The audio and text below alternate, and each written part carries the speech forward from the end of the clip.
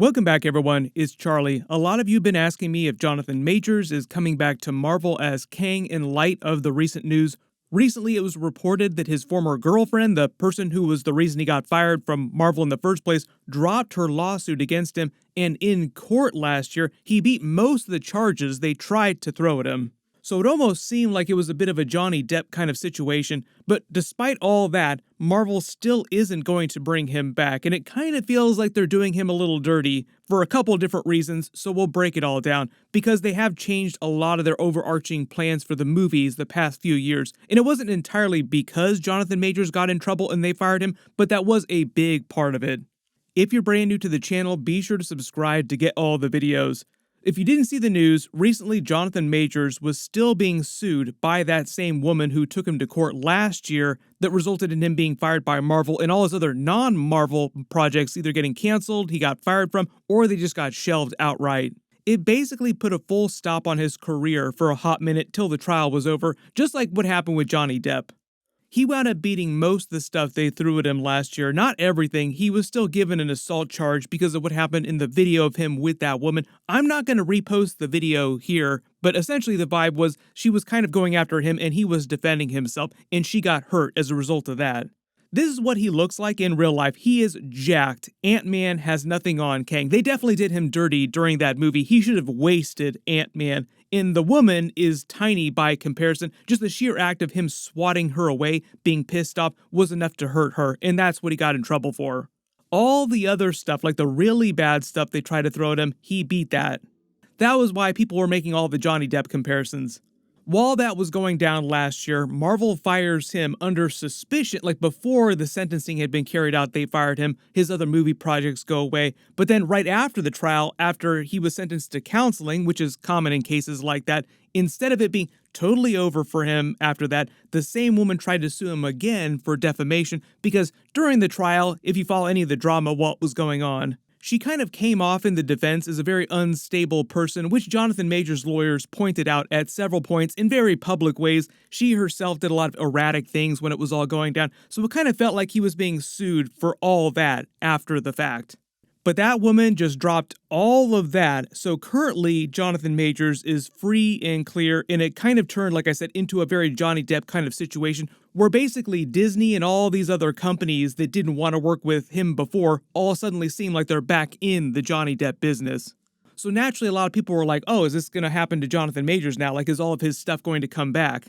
Will Marvel bring him back as a version of Kang because they brought James Gunn back to do Guardians of the Galaxy 3 a couple years after they fired him for all those absolutely unhinged tweets?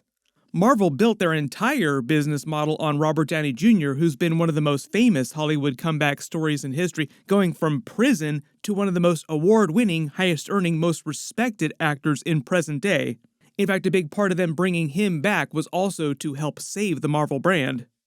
But according to reports from Marvel right now, they're not going to bring Jonathan Majors back as Kang for Avengers 5, and they've completely swerved on their overarching plans for the Council of Kangs, and they very famously just turned Avengers 5 into Doomsday, replacing him with Robert Downey Jr.'s Doctor Doom.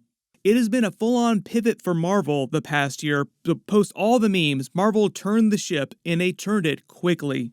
Pivot! There is a plan to bring a version of Kang back in the distant future. I'll explain that in a second. It's not Jonathan Majors' version of Kang, it's like another version, but currently there's barely any mention of the Council of Kangs at all, or any version of Kang for that matter, in Avengers 5 Doomsday. I would not be surprised if they barely get a name drop. Most of us are expecting that when Robert Downey Jr.'s Doctor Doom shows up in the MCU and that movie starts fighting everyone, he has already wasted the entire Council of Kangs like Thanos at the beginning of Avengers Infinity War with the Nova Corps. You remember in the opening 10 minutes of that movie, we saw him wasting all the Asgardians in Loki, R.I.P., to get the Mind Stone, but before that there was like a whole deleted scene where he had already wasted the Nova Corps to get the Power Stone, and they just never showed you it happening. Would not be surprised if that's what they do with the Council of Kangs and all the other Kangs. Like, what? Oh, they're all dead. He killed them before he ever showed up here. Rebranded. So the follow-up question I know a lot of you are asking is if Marvel isn't going to start filming Avengers 5 Doomsday until March next year in 2025. Like, there's still a little ways to go. Jonathan Majors is free and clear right now and largely vindicated. Why wouldn't they just bring him back as Kang let him be in the movie? There are a couple reasons why Marvel isn't bringing him back. A couple of them seem kind of sus too.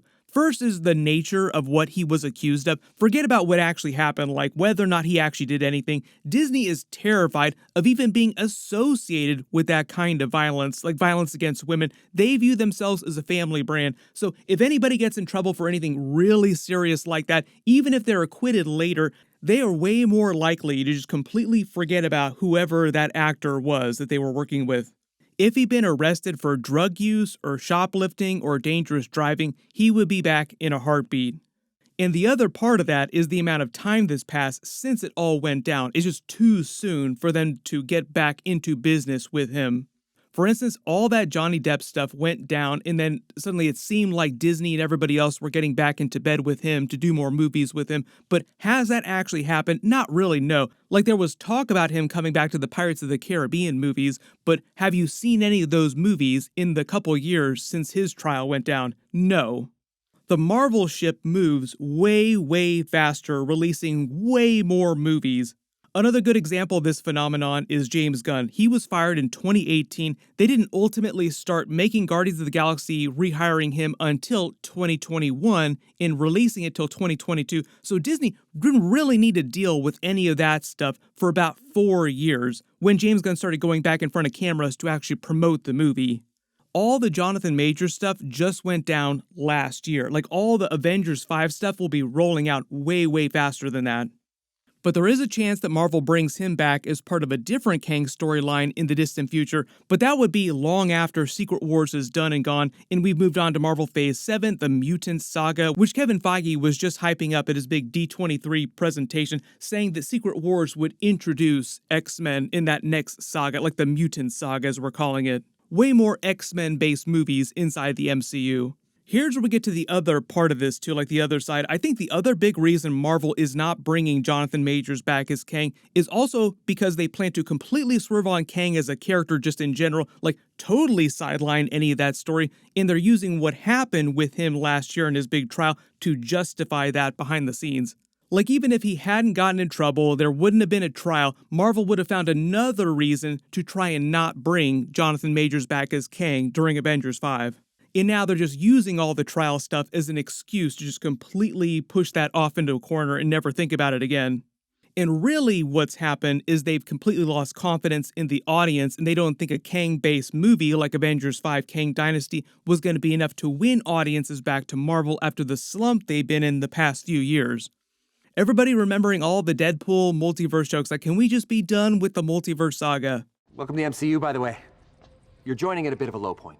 Deadpool and Wolverine was a solid step in the right direction. Like, it was a banger of a movie, but Marvel needs to keep releasing bangers only through Secret Wars. Like, Marvel's new motto should be bangers only.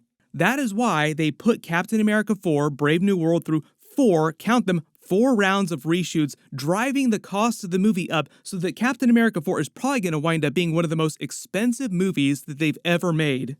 They are so worried about releasing the best possible movies, they do not care how much that costs to turn Captain America 4 into a good movie. Like, whatever it takes, just make it good. If you didn't watch my big Jonathan Majors video last year, right after Marvel fired him when it all went down, after Ant-Man and the Wasp: Quantumania underperformed at the box office, Marvel got terrified behind the scenes that general audiences that they depend on to buy tickets for their movies, like we're talking like big families all buying tickets for all their kids too, just did not care about Kang as a character or as a concept. That's part of the reason why Deadpool clowned on him in this deleted scene. But your universe is not the only one in existence. Oh, please, you think I haven't seen Dr. Ant in the Quantumverse of Madness? Keep in mind that Marvel didn't go into Marvel Phase 4 right after Endgame knowing that Kang was going to be their big overarching villain. It was only after he blew up during Loki Season 1 and became super popular that they then pivoted to Kang. Cut to Quantumania coming out, they had that whole post-credit scene with the Council of Kangs, and it just felt like people did not care enough about all of that. They wanted a stronger, more compelling hook to get casual audiences back to theaters excited to see Avengers 5 and Avengers 6. And I talked about this last year, but behind the scenes at their big Marvel retreat that year, a little while after Quantumania came out, where they planned like the next 5 years worth of movies with Kevin Feige, the big producers, the powers that be, they discussed pivoting to Doctor Doom as the main villain instead of Kang because he's been such a popular comic book character, whereas Kang has not been nearly as popular in the comics. Robert Downey Jr. then revealed recently that around that same time, we're talking 2023 now, Kevin Feige came to him, begged him to come back as Doctor Doom, which he was not expecting, but at the time in 2023, he was working with Disney separately, Bob Iger, about doing some theme park stuff for a new Iron Man attraction they were building called Stark Lab. So he said yes to coming back as Doctor Doom because Disney backed up more dump trucks of money, like more money than you'll ever be able to spend in your entire life. He's going to get paid $80 million for each of the next Avengers movies. That's $160 million total. So even though Jonathan Majors seems like he's fine to come back, by the time those movies are actually released, Avengers 5, Avengers 6, there won't be any big stink on him or anything like that. It's largely because Marvel feels like it has such a strong hit with Doctor Doom, Robert Downey Jr., and the Russos coming back, that it doesn't need any extra juice that it would potentially get from all this Council of Kang storyline, all the Kang stuff. Remember the scene in Deadpool and Wolverine where he tried to join the Avengers before Infinity War happened and Happy Hogan very politely tells him no, but maybe someday? There were like 4 different jokes that Ryan Reynolds was making at the same time during that scene. It got super meta, but one of those jokes, like one part of it, was that during Avengers Infinity War and Endgame in real life, Marvel was at the peak of its popularity, and they were saying kind of in this scene that they didn't need Deadpool as a character even though he's so popular. Ryan Reynolds was basically clowning Marvel by having them clown the Deadpool character, saying that he was not important enough, essentially, to be on the Avengers. The other part of that joke is that we cut to a couple years later and Marvel definitely needs the Deadpool character, like it depended on Deadpool and Wolverine to be a banger to get people excited about Marvel movies in general again. And if you haven't seen the box office receipts, Deadpool and Wolverine is now like the 7th highest earning comic book movie of any kind from any company in history. It almost earned more than the first Black Panther movie. The only other higher earning comic book movies are the Avengers movies and the recent Spider-Man movies. So the real joke is that Marvel needs Deadpool and Wolverine now more than ever. He even just joked about saving the studio from bankruptcy. Seriously, right now, Marvel is moving to bet all their chips on the safest possible bets, most reliable hits they possibly can. So that's why they're going with Robert Downey Jr. Doctor Doom, the Russos, because they're very proven hits, also bringing back Deadpool and Wolverine as much as possible. Whereas here, they're not really showing any confidence in Kang as a big box office earner for them. But here's the way that Jonathan Majors can come back in a more distant future storyline. So in several years, Marvel will release their Young Avengers project. That's going to be a TV show, not a movie, if it wasn't clear. They're currently calling it Champions, based more on the comic book Champions, to avoid feeling like a ripoff of the Avengers movies. That's why they won't use the Young Avengers title. If you haven't read the comics, half of the characters that are going to be on the team from the MCU were Young Avengers. The other half are from the Champions team, thus the Champions name. During that, they're going to be doing a version of the Young Avengers Children's Crusade storyline, and there's been talk of doing the Iron Lad part of that story with young Kang. Children's Crusade is basically the larger story about Billy and Tommy reuniting with their mother, Scarlet Witch, but there's a lot of other Avengers-related stuff going on during that, a lot of Kang-related Iron Lad stuff too.